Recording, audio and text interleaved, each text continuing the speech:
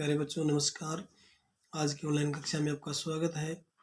आज हम पढ़ने वाले हिंदी की कार्य पुस्तिका का अध्याय नंबर 7 में जो प्रश्न है उनको हम हल करेंगे। और इससे पहले जो बच्चे अपने चैनल पर नए हैं वो चैनल को सब्सक्राइब अवश्य कर लें। तो यानी कि जिन्होंने अभी तक चैनल को सब्सक्राइब नहीं किया है तो सब्सक्राइब अवश्य कीजिए और साथ में बेल आइकन का जो बटन दिया होता है उसको प्रेस कर दें, दबा दें, ताकि जब भी नई वीडियो डले तो आपके पास उसका नोटिफिकेशन पहुंच जाए और आप उस वीडियो को जो है उसके लिंक पहुंचने से पहले ही आप उसको देख लें, समझ लें।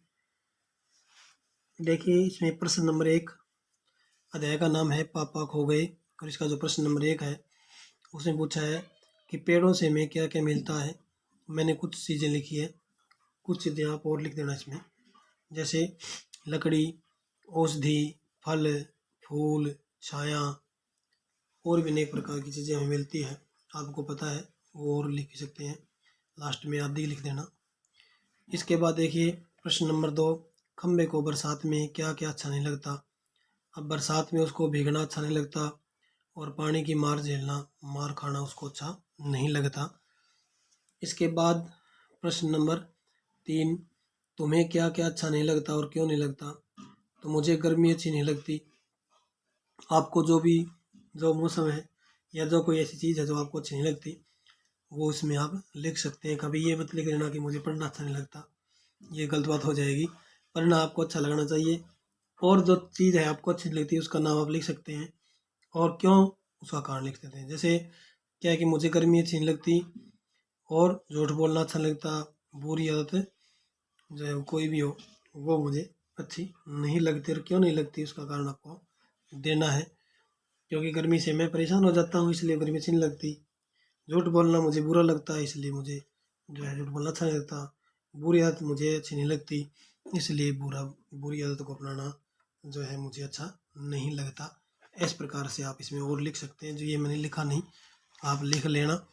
इसके बाद समझा मैंने दिया है।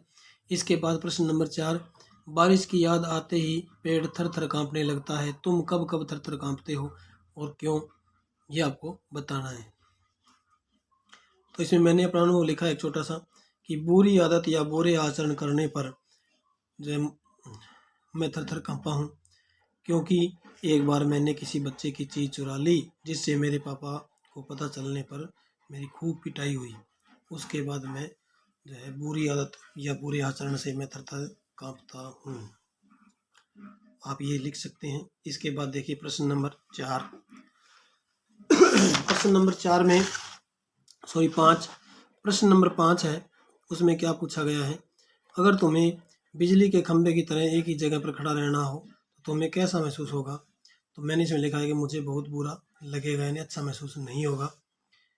इसके बाद देखिए प्रश्न नंबर 6, लेटर बॉक्स ने लड़की से क्या क्या सवाल पूछे। ये पाठ में पढ़ करके आप उसमें चुन सकते हैं। मेरे मुंह नहीं है क्या, उसमें क्या है, यह घर है कहाँ, यह गली कहाँ है, तुम्हारी सड़क का क्या नाम है। लड़की से लेटर बॉक्स ये प्रश्न पूछता है उस लड़की का पता जानने के लिए। और प्रश्न नंबर जो 7 है उसमें क्या पूछा गया है कि लेटर बॉक्स के प्रश्नों का जवाब लड़की ने क्या क्या दिए हैं। तो क्या दिए, मैं अपने घर में रहती हूँ, घर हमारी गली में है, हमारी गली एक बड़ी सड़क पर है और मुझे नहीं पता सभी लोग उसे सड़क कहते हैं या रोड कहते हैं, ये भी कह सकते हैं। तो ये बात लड़की ने बताई जवाब में।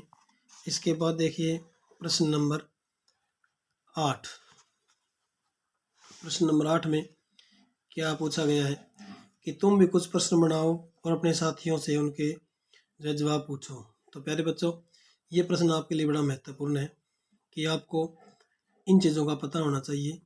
पाठ इसीलिए इसी के माध्यम से यही सिखाने के लिए आपको लगाया गया है कि आपको अपना पता, अपना एड्रेस अच्छी तरह से याद होना चाहिए कि कहीं इस प्रकार से आप अकेले हो जाओ तो किसी को बता सको और वो व्यक्ति आपको घर पहुंचा सके। जैसे आपका नाम क्या है, आपके पिता का नाम क्या है, आपका पता क्या है, आपके देश का नाम क्या है, आप किस राज्य में रहते हैं। इस प्रकार से बहुत प्रश्न आप जो है ये जो ज़रूरी होते हैं ये आने चाहिए, तो आपको आते भी होंगे। इसके बाद देखिए प्रश्न नंबर 9। प्रश्न नंबर 9 में जो है क्या पूछा गया है, देखिए, बरसात के समय पेड़ पौधों का दृश्य कैसा लगता है। आप जब भी देखा नहीं हो, गौर नहीं की हो, तो इस बार जब बरसात हो तो उसके बरसात जब रुक जाए तब देखना पेड़ पौधे और प्रकृति होती है वो किस प्रकार हो जाती है। तो बरसात के समय पेड़ पौधे हरे भरे और बड़े मनमोहक लगते हैं। बरसात आने से जो है वो सारे धुल कर के मिट्टी जो उसकी नीचे उतर जाती है वो बिल्कुल बड़े हरे भरे और बड़े सुंदर मनमोहक लगने लग जाते हैं वो। प्रश्न नंबर 10 में जो है क्या पूछा गया है, पेड़, खंबे, लेटर बॉक्स आदि वस्तुएं किस प्रकार से हमारी सहायता करती हैं। पेड़ हमें अनेक चीज़ें प्रदान करता है, वस्तुएं देता है, और खंबे से बिजली के तार बांधकर बिजली लाई जाती है। लेटर बॉक्स चिट्ठियाँ इकट्ठी करके हमें जो है उस डाके को देता है। तो ये भी अपने अपने कार्य होते हैं। इसी प्रकार समाज में जो लोग हैं उनके भी अपने अपने किसी न किसी रूप में सहयोग होता है। तो यूँ नहीं कह सकते कि कोई व्यक्ति हमारे लिए महत्वपूर्ण नहीं है, समाज के लिए सभी व्यक्ति महत्वपूर्ण होते हैं। जिस प्रकार खंबे का अपना काम होता है, लेटर बॉक्स का अपना काम होता है, उसी प्रकार से आगे देखिए प्रश्न नंबर 11 में, यदि तुम्हें कोई गुम हुआ बच्चा मिल जाए तो तुम उसकी किस प्रकार सहायता करोगे। यानी उसको उसका पता पूछेंगे और उसके घर तक हम उसको पहुंचा देंगे। ये इस प्रकार से हम उसकी सहायता कर सकते हैं। इसके बाद अगला प्रश्न देखिए क्या है कि अच्छी नाक कटी दुष्ट की। इस वाक्य में नाक कटना मुहावरा है। इस प्रकार के 5 अन्य मुहावरे लिखो और उनका वाक्य में प्रयोग करो। तो देखो मैंने एक लिख के बताया यहाँ पर, बाकी आप अपनी जो है गाइड कह सकते हैं, यानी कि सहायक पुस्तिका जो होती है हिंदी की, उसमें से देख कर याद भी करने चाहिए कि परीक्षा में आएंगे और यहाँ भी लिखने आपको। तो एक लिखा है, अक्ल का दुश्मन यानी महामूर्ख, मूर्ख व्यक्ति। राम अक्ल का दुश्मन है क्योंकि वह माचिस से बल्ब को जला रहा है, तो मूर्ख है। इस प्रकार से जो है 4 मुहावरे आपको और अपनी किताब में से देख करके लिखने होंगे, लिखना। इसके बाद देखिए आगे प्रश्न नंबर, कौन सा प्रश्न आ गया आगे, प्रश्न नंबर 13 नंबर प्रश्न में जो है क्या है कि देखिए, हाथी, चूहा, बीज, बाल्टी, कुआं, ये शब्द दिए हैं। इन शब्दों का इस्तेमाल करके नीचे एक कहानी बनाई गई है। क्या कहानी बनाई गई है, एक बार हाथी ने चूहे को खाने पर बुलाया। खाने में तरह तरह के फल और बीज थे। दोनों ने पेट भर खाया। अब दोनों को प्यास लगी। वे कुएं पर गए। कुएं पर रस्सी और बाल्टी नहीं थी। हाथी बोला, कोई बात नहीं। उसने अपनी सूंड कुएं में लटकाई, फिर सूंड में पानी भरकर चूहे को पिलाया।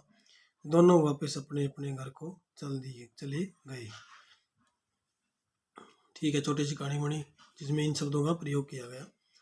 अब देखिए करना क्या है, अब तुम नीचे लिखे शब्दों का इस्तेमाल करके एक कहानी बनाओ, कि एक कहानी हमें बनानी है। नीचे जो खाली जगह है वहाँ पर लिखनी है।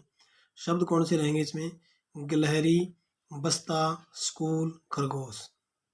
गिलहरी, बस्ता, स्कूल और खरगोश। इन शब्दों के अलावा भी तुम नए शब्दों का उपयोग कर सकते हो, यानी कि कोई पाबंदी नहीं है आपके कि 4 शब्दों का ही 5 शब्दों का ही प्रयोग करें।